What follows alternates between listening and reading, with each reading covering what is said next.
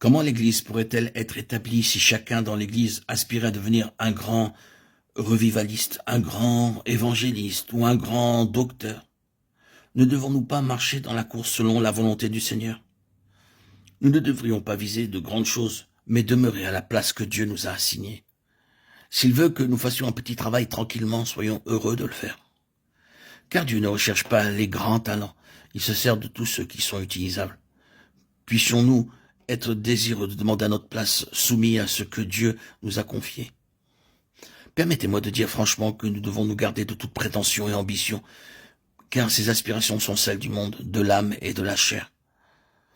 Lorsque nous aurons bien compris cela, nous n'oserons plus toucher l'œuvre de Dieu à la légère. J'ai achevé la course, déclarait Paul de Timothée 4,7. Quelle est donc cette course à laquelle se référait l'apôtre?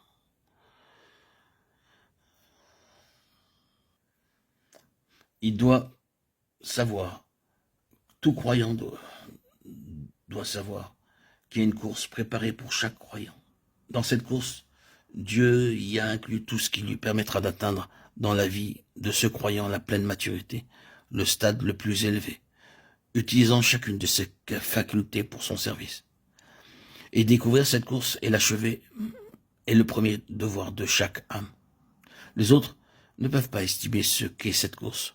Dieu seul la connaît, et il peut nous la faire connaître et guider le croyant dans cette course. Aussi sûrement aujourd'hui qu'il le fit au temps de Jérémie et des autres prophètes, de Paul, Philippe et des autres apôtres. C'est une chose glorieuse pour un enfant de Dieu de pouvoir demeurer à la place choisie par le Seigneur, en faisant l'œuvre qu'il lui a confiée, car le Seigneur a préordonné pour chaque croyant une course qu'il doit terminer. Dieu se sert toujours de ses élus pour son travail. Il n'a pas besoin de volontaires pour son œuvre.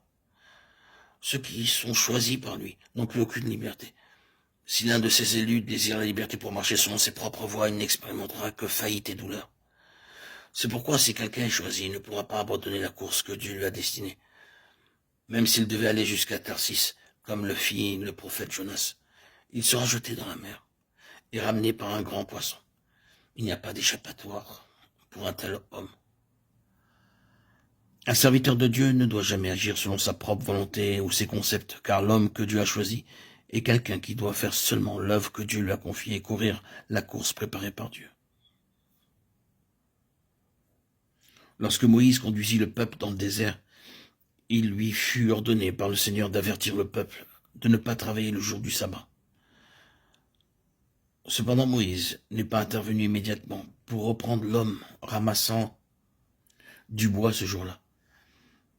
Il n'avait pas reçu les instructions de Dieu à cet égard. Ce n'était que lorsque le Seigneur déclara à Moïse, cet homme sera mis à mort, que l'assemblée le lapida.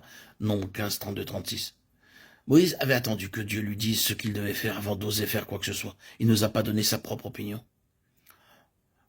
L'œuvre de Dieu subira de grands dommages si nous ne voulons pas patienter quelque peu. Combien emporter notre nature? Nous pensons toujours que le Seigneur est trop lent, nous ne sommes pas capables de suivre sa conduite pas après pas. Nous sommes pressés de faire ce que nous considérons être bon. Sans aucune hésitation, nous faisons face à un quelconque besoin. Nous craignons de gâcher notre vie et de ne rien faire si nous nous arrêtons pour quoi que ce soit. Nous oublions la bénédiction qui est accordée à ceux qui s'attendent à Dieu et accomplissent ensuite ce qu'il leur a commandé.